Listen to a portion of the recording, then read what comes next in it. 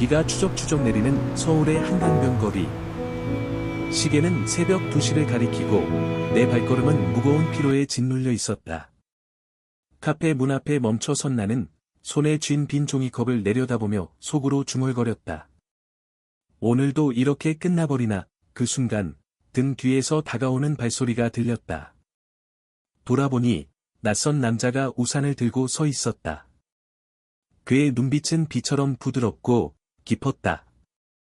비 맞지 마세요. 이거라도. 그는 자신의 우산을 내밀며 웃었다. 그 미소가 내 가슴에 작은 파문을 일으켰다. 그날 밤 나는 지훈이었다. 28살, 평범한 회사원으로 서울의 번잡한 사무실에서 밤낮없이 일하는 삶. 가족의 기대를 저버리지 않기 위해 매일 아침 일찍 일어나 지하철을 타고 출근하는 나날들. 하지만 속으로는 텅 빈 껍데기처럼 느껴졌다. 사랑이란 게 뭔지, 진짜 나 자신이 누구인지조차 모른 채로. 민석은 그 카페의 단골 손님으로 30살의 그래픽 디자이너였다. 그는 우연히 나를 봤고 그 순간의 외로움이 그의 가슴을 울렸다. 이름이 뭐예요? 그의 물음에 나는 대답했다. 지훈. 그렇게 우리의 이야기가 시작됐다. 비가 그친 새벽, 우리는 카페 안으로 들어섰다. 따뜻한 커피 한 잔이 차가운 밤을 녹여주었다. 시간이 흘렀다. 그 만남 이후, 우리는 매주 그 카페에서 마주쳤다. 처음엔 어색한 대화였다. 요즘 일은 어때요? 민석의 목소리는 항상 부드러웠다. 나는 웃으며 대답했지만 속으로는 그의 시선이 불편했다. 아니, 불편한 게 아니었다. 그 시선이 나를 꿰뚫는 듯해 숨이 막혔다. 민석은 자유로웠다. 그의 삶은 색채로 물들어 있었다. 디자인 스튜디오에서 일하며 주말엔 산책을 즐기고 책을 읽는 그는 나와 달랐다. 지훈 씨, 당신은 왜 그렇게 자신을 가두는 거예요? 어느 날, 그는 직설적으로 물었다. 나는 대답하지 못했다. 그날 밤, 집에 돌아와 거울을 보았다. 내 눈빛은 여전히 흐렸다. 첫 번째 변화는 작은 것이었다. 민석이 추천한 책 한 권, 자기 발견의 여정이라는 제목의 에세이. 나는 밤늦게까지 읽었다. 페이지마다 적힌 문장들이 내 가슴을 파고들었다. 너는 누구인가?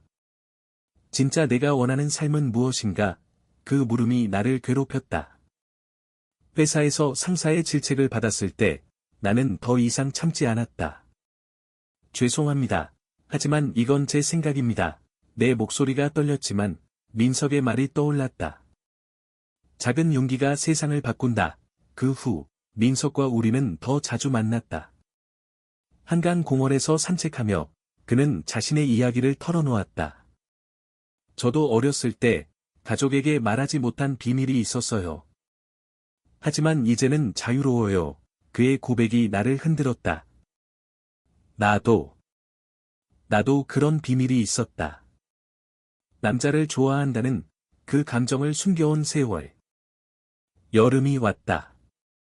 더위가 기승을 부리는 서울의 거리에서 우리는 함께 아이스크림을 먹었다. 민석의 손이 내 손에 스쳤을 때 심장이 요동쳤다. 지훈 씨, 당신이 좋아요. 그의 고백은 갑작스러웠다. 나는 얼어붙었다. 저도요. 그 말은 내 입에서 흘러나왔다. 하지만 곧 후회가 밀려왔다.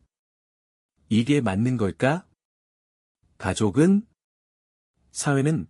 그날 밤, 나는 잠을 이루지 못했다. 민석의 문자, 천천히 가요. 당신의 속도에 맞춰요. 그 따뜻함이 나를 안정시켰다. 우리는 공식적으로 데이트를 시작했다.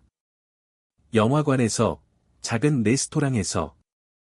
하지만 그 안에는 그림자가 드리워져 있었다.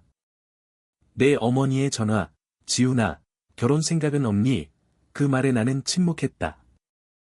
가을 바람이 불기 시작할 무렵, 갈등이 고조됐다. 회사 동료가 우연히 우리를 봤다. 지훈 씨, 그 사람 누구야?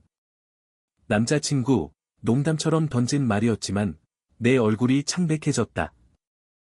소문이 퍼지기 시작했다. 상사가 나를 불렀다. 개인 사건은 회사에 가져오지 마. 그날 나는 민석에게 울었다. 미안해요. 제가 약해요. 민석은 나를 안아주었다. 아니, 당신은 강해. 이건 우리의 싸움입니다. 우리는 함께 상담소를 찾았다.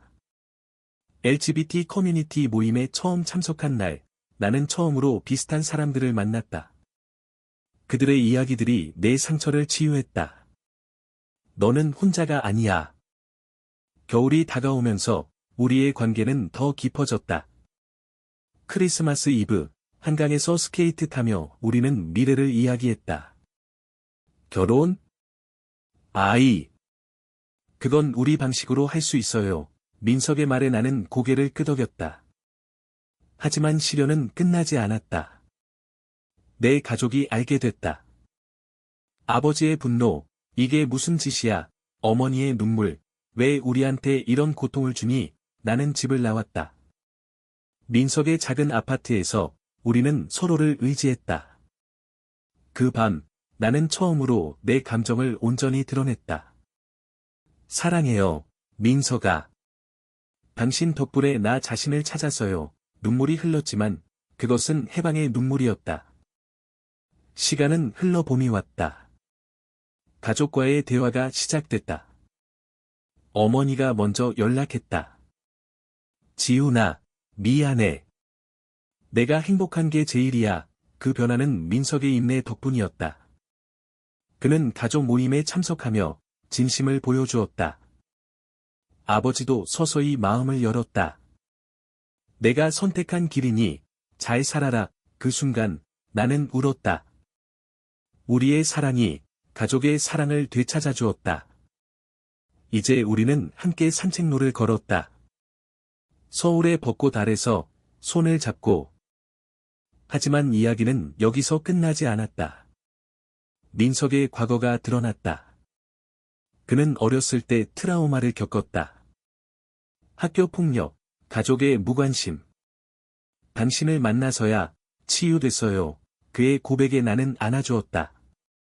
우리는 서로의 상처를 보듬으며 성장했다. 직장에서 나는 승진했다.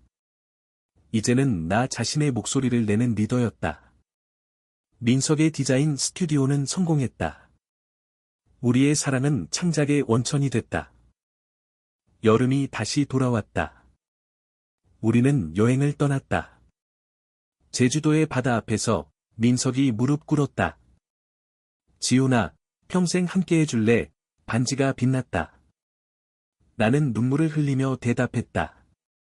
그래, 영원히. 결혼식은 소박했다.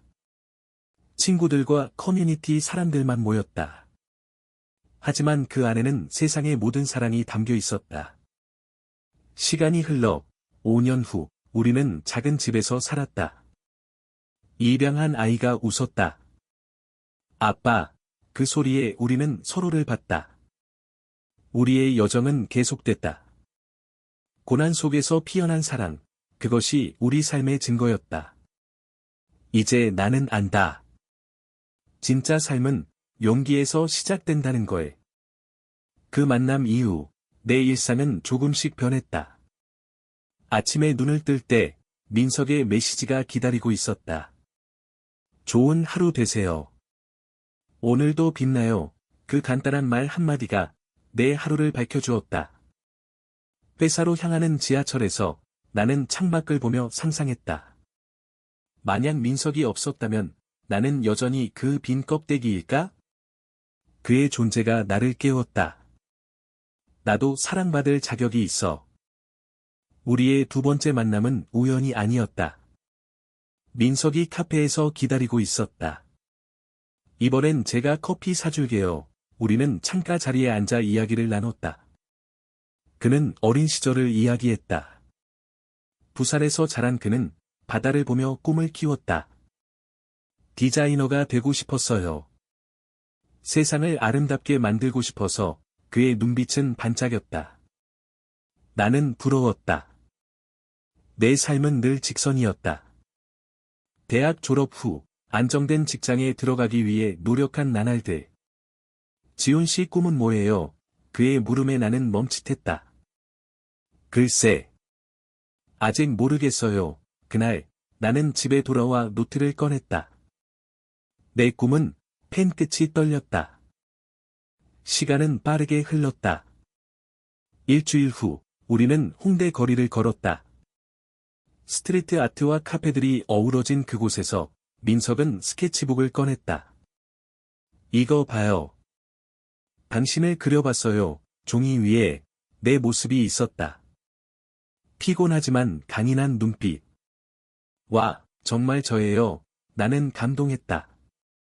그 순간 그의 손이 내 어깨에 닿았다. 따뜻함이 전해졌다.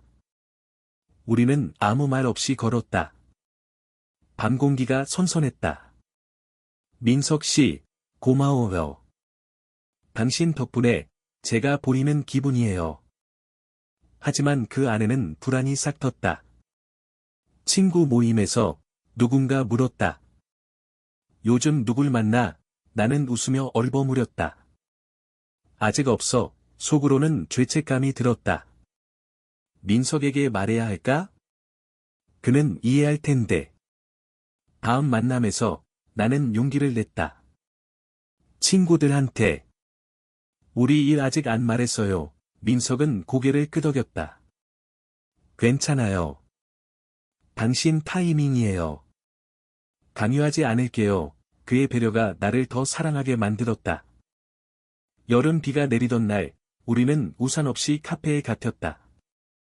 창밖 비를 보며 민석이 말했다. 비는 세상을 씻어주죠. 우리처럼 나는 그의 손을 잡았다. 처음으로, 공개적으로.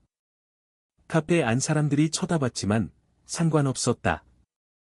그 손의 온기가 내 두려움을 녹였다. 집에 돌아와 나는 일기를 썼다. 오늘 나는 용감했다. 가을 잎이 떨어지기 시작했다. 회사 프로젝트가 바빠지면서 우리는 덜 만났다. 스트레스가 쌓였다. 어느 날 나는 민석에게 짜증을 냈다. 왜 이해 못해? 내 삶이 이렇게 힘든데. 그는 조용히 듣더니 미안해. 내가 더 노력할게 라고 했다. 그 후 우리는 화해했다. 산책하며 서로의 약점을 이야기했다. 저는 때때로 외로워요. 당신이 없으면 민석의 고백에 나는 안아주었다. 우리의 사랑은 완벽하지 않지만 진실했다. 겨울이 다가오자 나는 결심했다.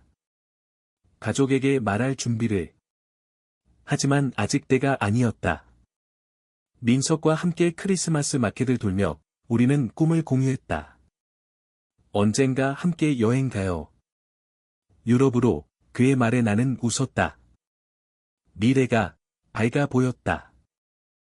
새해가 밝았다. 2026년 서울의 눈이 소복이 쌓인 거리. 나는 민석과 함께 한강에서 불꽃놀이를 봤다. 올해는 더 강해질게요. 내 다짐에 그는 키스했다. 가벼운, 하지만 깊은 키스. 그 순간 세상이 멈췄다. 우리는 이제 연인이었다. 하지만 현실은 녹록지 않았다. 회사에서 승진 기회가 왔지만 그와 동시에 LGBT 이슈가 화두가 됐다. 동료들의 대화가 들려왔다. 동성애. 그건 자연스럽지 않아. 그 말들이 가슴을 찔렀다. 민석은 나를 위로했다. 그건 그들의 무지예요. 우리는 우리만의 길을 가요. 우리는 함께 시위를 참관했다. 서울시청 앞, 무지개 깃발이 펄럭이는 그곳. 처음으로 나는 목소리를 냈다. 평등을. 작은 외침이었지만 내 안에서 무언가 깨졌다. 그날 밤 민석과 우리는 와인을 마시며 이야기했다. 당신이 자랑스러워요. 그의 말에 눈물이 흘렀다. 봄, 벚꽃 시즌. 우리는 가족 모임에 도전했다. 내 여동생이 먼저 알았다. 오빠, 민석 오빠 멋져. 그녀의 지지가 힘을 주었다. 어머니와의 식사에서 나는 말했다. 엄마, 제가 좋아하는 사람이 있어요. 남자예요. 침묵이 흘렀다. 어머니의 눈에 눈물이 고였다. 내가 행복하면 그게 다야. 그 포옹이 세상의 모든 것을 용서했다. 하지만 아버지는 달랐다. 이건 가족의 치욕이야. 그의 외침에 나는 무너졌다. 민석이 곁에 있었다. 아버님, 지훈을 사랑합니다. 지켜줄게요. 그 진심이 아버지의 마음을 흔들었다. 몇 달 후, 아버지의 사과 전화. 미안하다. 아들아, 변화는 느렸지만, 왔다. 여름 휴가, 우리는 제주로 갔다. 푸른 바다 앞에서, 우리는 맨발로 모래를 밟았다. 여기서 결혼할까? 민석의 농담에 우리는 웃었다. 그 여행이 우리를 더 가까이 만들었다. 돌아와, 나는 직장에서 커밍아웃을 했다. 동료들의 반응은 다양했다. 일부는 지지, 일부는 거부. 하지만 나는 서 있었다. 이게 나예요. 가을, 민석의 전시회가 열렸다. 그의 작품 중 하나가 우리였다. 추상적인 색채로 표현된 사랑. 관객들이 감탄했다. 이 감정, 정말 살아있어요. 나는 자랑스러웠다. 그날, 우리는 축하 파티에서 춤췄다. 자유롭게, 손을 잡고. 겨울, 눈보라 속, 우리는 함께 산책했다. 5년 후, 우리는 어떻게 될까? 내 물음에 민석이 대답했다. 더 사랑할 거예요. 영원히, 그 믿음이, 우리의 기반이었다. 2027년, 우리의 2년차, 삶은 안정됐지만, 새로운 도전이 왔다. 민석의 건강 문제. 디자인 작업 중 과로로 쓰러졌다. 병원 침대에서, 그는 웃었다. 걱정 마, 금방 나으게. 하지만 나는 공포에 떨었다. 그를 잃을 수 없어. 나는 그의 곁을 지켰다. 밤낮 없이. 그 기간, 나는 내 삶을 돌아봤다. 사랑이란 지키는 것임을 알았다. 회복 후, 우리는 라이프 스타일을 바꿨다. 요가 클래스, 건강한 식사. 함께하는 시간이 늘었다. 당신이 내 약이에요. 민석의 말에 나는 미소 지었다. 직장에서 나는 프로젝트 리더가 됐다. LGBT 인권 캠페인을 제안했다. 회사에서 채택됐다. 지훈 씨 덕분에요. 동료의 말이 기뻤다. 가족 관계도 좋아졌다. 어머니가 민석을 사위라 불렀다. 명절에 함께 모였다. 아버지의 잔소리, 민석아, 건강 챙겨라. 그 변화가 감동이었다. 여름, 우리는 해외여행을 꿈꿨다. 하지만 먼저, 국내로. 강원도의 산에서 캠핑. 별을 보며, 우리는 꿈을 이야기했다. 아이를 키우고 싶어요. 민석의 말에 나는 동의했다. 가을, 커뮤니티 활동이 활발해졌다. 우리는 멘토링 프로그램을 시작했다. 젊은 LGBT 청년들에게 조언을. 한 소년의 이야기, 형들처럼 되고 싶어요. 그 눈빛이 우리를 움직였다. 겨울, 눈사람을 만들며 우리는 웃었다. 삶의 작은 기쁨들이 쌓였다. 하지만 갈등도 있었다. 민석의 과거 연인이 나타났다. 민석아, 아직 날 사랑하지? 그 말에 나는 질투했다. 믿어줄게. 민석의 진심이 나를 안심시켰다. 우리는 더 솔직해졌다. 매일 감사 일기 쓰기. 오늘도 당신과 함께라서. 2028년, 결혼을 준비했다. 법적 동성 결혼이 아직 아니었지만, 우리는 서약식을 가졌다. 친구들 앞에서 반지를 교환했다. 영원히 함께 눈물이 흘렀다. 그 후, 삶은 달라졌다. 우리는 작은 아파트로 이사했다. 벽에 사진을 붙였다. 우리의 추억들. 직장 생활은 바빴다. 나는 부서장으로 승진. 민석은 프리랜서로 성공했다. 하지만 피로가 쌓였다. 쉬자, 우리는 휴가를 냈다. 유럽으로. 파리 에펠탑 아래, 우리는 키스했다. 여기서 살까? 농담이었지만, 꿈이었다. 돌아와, 입양 절차를 시작했다. 어려움이 많았다. 사회의 편견. 두 남자가 아이를, 하지만 우리는 포기하지 않았다. 변호사와 상담, 서류 준비. 한 아이를 만났다. 5살 소년, 민준. 아빠, 그의 미소가 우리를 녹였다. 입양 성공. 집에 온 첫날, 우리는 울었다. 가족이 도왔다. 어머니의 손맛 요리. 민준아, 할머니가 사랑해, 삶이 풍성해졌다. 하지만 육아는 힘들었다. 밤잠 설치, 울음소리. 함께 이겨내자, 민석의 말에 힘을 얻었다. 겨울, 민준의 첫눈, 우리는 함께 놀았다. 아빠, 사랑해, 그 말이 전부였다. 2029년, 민준이 학교에 갔다. 우리는 부모 모임에 참석했다. 두 아빠예요. 처음엔 어색했지만 점차 받아들여졌다. 민준의 친구들, 민준이 집 재미있어, 우리의 사랑이 아이에게 전해졌다. 민석의 새 프로젝트. LGBT 테마 책 디자인. 나는 글을 썼다. 우리의 이야기. 출간됐다. 서점에서 사인회.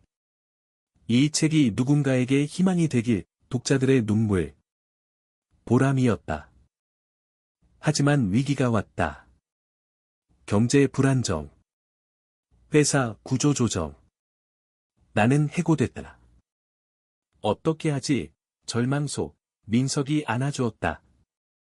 새로운 시작이야. 나는 프리랜서로 전환. 상담사로. LGBT 청년들을 도왔다.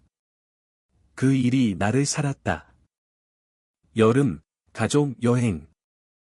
부산 바다. 민준이 수영 배웠다. 아빠, 고마워, 행복이 넘쳤다. 가을, 민석의 건강 재발. 이번엔 심각했다. 수술. 병원 복도에서 나는 기도했다. 제발. 사라져, 깨어난 민석. 미안, 지훈아, 우리는 더 소중히 여겼다. 회복기, 민준이 그림을 그려줬다. 아빠 빨리 나아. 2030년, 민석 완쾌. 우리는 감사 여행. 하와이. 해변에서 삶을 되새겼다. 우리가 이겼어, 돌아와. 나는 책 2번째 판, 성공. 민준 7살. 학교 문제. 왕나. 아이들이 이상하게 봐, 우리는 학교와 대화. 다양성을 가르쳐 주세요. 변화가 왔다. 민준의 미소 돌아옴. 가족 모임. 아버지가 자랑스러워라고. 완전한 화해. 겨울, 크리스마스. 나무 아래 선물. 가족이 최고야, 우리의 여정, 마무리되지 않음. 2035년, 10년 후, 민준 10살. 우리는 큰 집, 민석의 스튜디오, 내 상담소. 삶은 평화로웠다. 어느 새벽, 카페 앞, 그곳에서 다시 만난 듯, 기억나, 민석의 말에 웃음. 우리의 사랑, 시간 속 피어남. 이제 나는 안다. 사랑은 용기, 인내, 용서. LGBT 여정, 인간성의 증명. 우리는 계속 걸어간다. 영원히.